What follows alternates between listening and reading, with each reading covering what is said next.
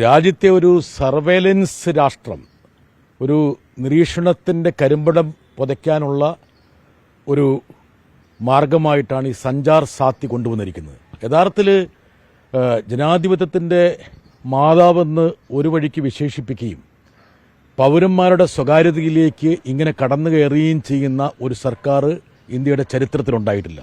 ഈ സഞ്ചാർ സാത്തി എന്ന് പറയുന്നത് വളരെ അപകടകരമായിട്ടുള്ള ഒരു ഉപാധിയാണ്. അത് മാത്രമല്ല, സർക്കാർ അത് കൊണ്ടുവന്ന രീതി നിർബന്ധമാണ്. അത് മാത്രമല്ല, ട്രാൻസിറ്റിൽ വിദേശത്ത് നിന്ന് ആരെങ്കിലും ഒരു സെറ്റ് കൊണ്ടുവരുന്നുണ്ടെങ്കിൽ അവരും ഇൻസ്റ്റാൾ ചെയ്തിരിക്കണം. 120 കോടിയോളം വരുന്ന ഫോണുകളിൽ ഇത് ഇൻസ്റ്റാൾ ചെയ്യപ്പെടുന്നതാണ്. അത് മാത്രമല്ല, ഒരു കാരണവശാലും ഇത് മാറ്റാനും പാടില്ല. ഈ ഉപകരണം ഉണ്ടാക്കുന്ന, ഫോൺ ഉണ്ടാക്കുന്ന കമ്പനികൾക്ക് നൽകിയിരിക്കുന്ന നിർദ്ദേശം ലംഘിക്കുകയാണെങ്കിൽ അവർക്ക് ഇവിടെ പ്രവർത്തിക്കാൻ പോലും കഴിയില്ല. യഥാർത്ഥത്തിൽ ഇന്ത്യയെ ഒരു നിരീക്ഷണ രാഷ്ട്രം, അതായത് സർക്കാരിന്റെ നിരീക്ഷണത്തിലുള്ള രാഷ്ട്രമാക്കി മാറ്റുകയാണ്. ഇത് അമേരിക്കയിലൊക്കെ ഉള്ള ക്രിമിനൽ പുള്ളികൾ പരോളിന് പോകുമ്പോൾ അവരുടെ കാലിൽ ആംഗിൾ മോണിറ്റേഴ്സ് ഇടും, അതല്ലെങ്കിൽ കോഡറൽ ബെൽറ്റ് ഇടും. യഥാർത്ഥത്തിൽ ഒരു ബ്രെയിൻ ചിപ്പും കൂടി വെക്കുന്നതാണ് ഈ വഴിക്ക് പോവുകയാണെങ്കിൽ അഭികാമ്യമെന്നാണ് എനിക്ക് തോന്നുന്നത്.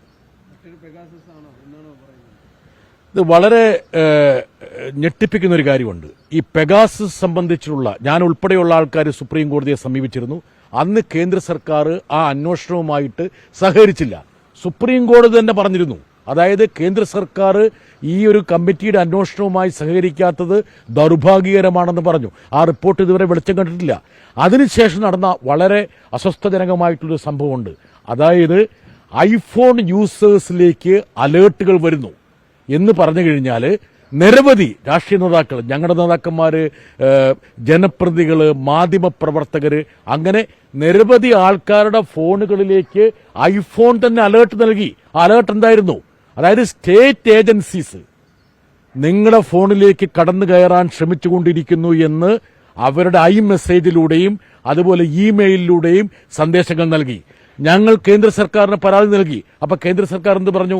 ഇത് ഗുരുതരമായ ഒരു പ്രശ്നമാണ്, ഞങ്ങൾ സെർട്ടിൻ, അതായത് കമ്പ്യൂട്ടർ എമർജൻസി റെസ്പോൺസ് ടീം എന്നുള്ള ഒരു സംഘത്തിന് അന്വേഷിക്കാൻ വേണ്ടിയിട്ട് ഞങ്ങൾ നിർദ്ദേശം നൽകിയിട്ടുണ്ടെന്ന് കേന്ദ്രമന്ത്രി പറഞ്ഞു. കഴിഞ്ഞ 2 വർഷമായിട്ട് ഞാൻ പാർലമെന്റിൽ നിരവധി ചോദ്യങ്ങൾ ചോദിച്ചു. അതായത് ഈ സെർട്ടിന്റെ അന്വേഷണം എവിടം വരെ എത്തി? ഉടനെ പറയാണ്, രഹസ്യമായ ഒരു കാര്യത്തിൽ വിവരം നൽകാൻ കഴിയുന്നില്ല എന്ന്. 2024 മുതൽ തുടർച്ചയായി ഞാൻ നൽകുന്ന ചോദ്യത്തിൽ ഒരു വിവരമില്ല. അന്വേഷണം പൂർത്തിയായോ, പൂർത്തിയായില്ലെങ്കിൽ എന്തുകൊണ്ട് എന്ന് മാത്രമേ ഉള്ളൂ.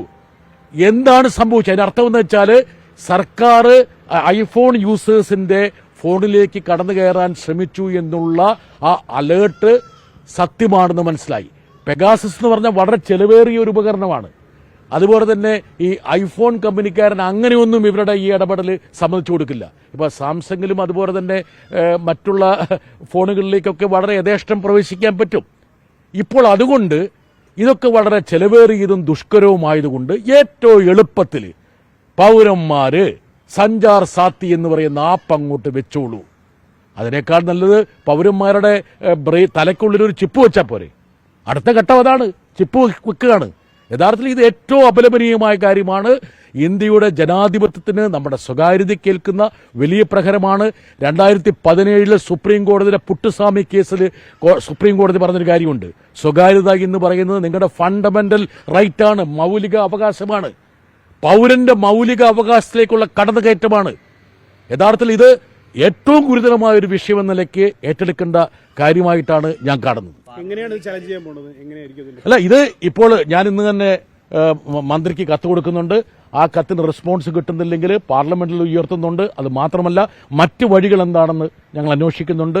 നിരവധി ആൾക്കാരുമായിട്ട് ഏകോപനം നടത്തിക്കൊണ്ട് ഇക്കാര്യത്തിൽ ശക്തമായിട്ടുള്ള പോരാട്ടം നടത്താൻ ഞങ്ങൾ ബാധ്യസ്ഥരാണ്. ഇത് കേവലം എന്റെയോ അല്ലെങ്കിൽ ഏതാനും ആൾക്കാരുടെ കാര്യമല്ല, ഇവിടുത്തെ ഇന്ത്യയിലെ എല്ലാ ജനങ്ങളുടെയും. ഞാൻ പറഞ്ഞല്ലോ, 120 കോടി ഡിവൈസസ് ആണ് യഥാർത്ഥത്തിൽ ഈ ഒരു സംവിധാനത്തിന്റെ പരിധിയിലേക്ക് വരുന്നത്. എന്തിനു വേണ്ടിയാണിത്?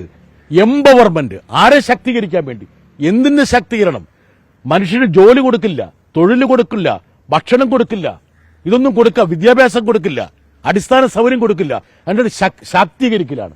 എന്ത് ശാക്തീകരിക്കണല്? അതിനേക്കാൾ നല്ലത് ഓരോരുത്തരുടെ കാലിന്റെ ഈ അമേരിക്കയിലെ ജയിലിൽ നിന്ന് പരോളിന് വിടുന്ന ആൾക്കാരുടെ കണങ്കാലിൽ ഒരു ആംഗിൾ മോണിറ്ററിംഗ് ഇട്ട് കൊടുക്കും, അവരെവിടെയൊക്കെയാ പോകുന്നത്. പക്ഷെ അപ്പോഴൊരു കാര്യമുണ്ട്, ആ ആംഗിൾ മോണിറ്ററിംഗ് കൊണ്ട് ഒറ്റ കാര്യമുള്ളൂ, അവർ ചിന്തിക്കുന്നത് എന്താണെന്ന് അറിയില്ല, അവരാരോടാണ് കമ്മ്യൂണിക്കേറ്റ് ചെയ്യുന്ന അറിയില്ല, അവരെവിടെയാണെന്ന് മാത്രമേ അറിയുന്നുള്ളൂ. ഇതല്ല, ഇത് നിങ്ങൾ എന്താണ് ചിന്തിക്കുന്നത്, ആരുമായിട്ടാണ് സംവദിക്കുന്നത് എന്നുള്ളത്. ഇതിന് കൂടെ മറ്റൊരു അപകടകരമായ ഒരു കാര്യമുണ്ട്, ഒരുപക്ഷെ ആൾക്കാർ അത് ഗൗരവത്തിലെടുത്തില്ല. അതായത് കഴിഞ്ഞ ദിവസം മറ്റൊരു ഓർഡർ വന്നു. എന്താണ്? അതായത് ടെലിഗ്രാമും അതുപോലെ തന്നെ വാട്സപ്പും ഉപയോഗിക്കുമ്പോൾ സിം നിർബന്ധമാണെന്ന്. അതായത് അതിനർത്ഥം സിമ്മിലൂടെ കടന്നു കയറണം.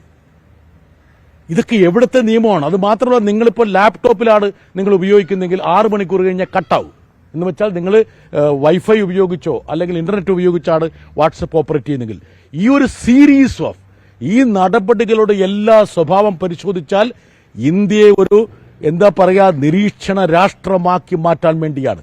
പട്ടാള ഭരണത്തിൽ പോലും ഇതുപോലൊരു കടന്നുകയറ്റം ഉണ്ടായിട്ടില്ല. പാകിസ്ഥാനിൽ പോലുമില്ല, ജനാധിപത്യമില്ലാത്ത രാജ്യങ്ങളിൽ പോലുമില്ല. യഥാർത്ഥത്തിൽ ഇത് അതിശക്തമായി എതിർക്കപ്പെടേണ്ട ഒരു വിഷയമായിട്ടാണ് ഞാൻ കാണുന്നത്.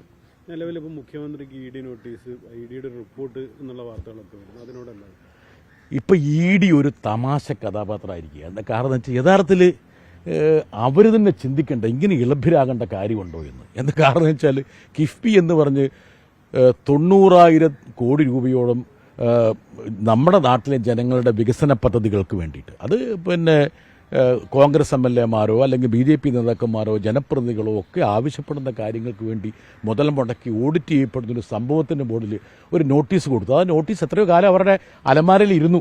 എന്താ കാരണം? ഒരു ഇലക്ഷൻ വരുന്നുണ്ട് എന്നുള്ള രീതിയിലാണ്. യഥാർത്ഥത്തിൽ ഒരു തമാശയായിട്ട് ഇതിനെ കണ്ടാൽ മതി. അത് മാത്രമല്ല, ഇതുപോലുള്ള തമാശകളൊക്കെ ആസ്വദിക്കാൻ കഴിയുന്ന ഒരു ജനവിഭാഗം ഇന്ത്യയിലുണ്ട് എന്ന് ഇവർ ചിന്തിക്കുന്നതിലെന്തോ ഒരു അപകടമുണ്ട്. ഇപ്പം ഡൽഹിയിൽ ഇപ്പോൾ കഴിഞ്ഞ ദിവസം രാഹുൽ ഗാന്ധിക്കെതിരെ criminal case E D file ചെയ്തിട്ടുണ്ട്.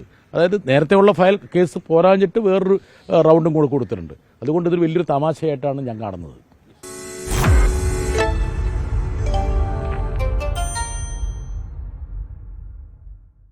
ലോകത്തെവിടെയായാലും ഏത് സമയത്തും 24 വാർത്തകളും ഓഗ്മെന്റഡ് റിയാലിറ്റി പാക്കേജുകളും എക്സ്പ്ലെയിനറുകളും വിശദമായി കാണാൻ ഞങ്ങളുടെ യൂട്യൂബ് ചാനൽ നിങ്ങൾക്ക് സബ്സ്ക്രൈബ് ചെയ്യാം.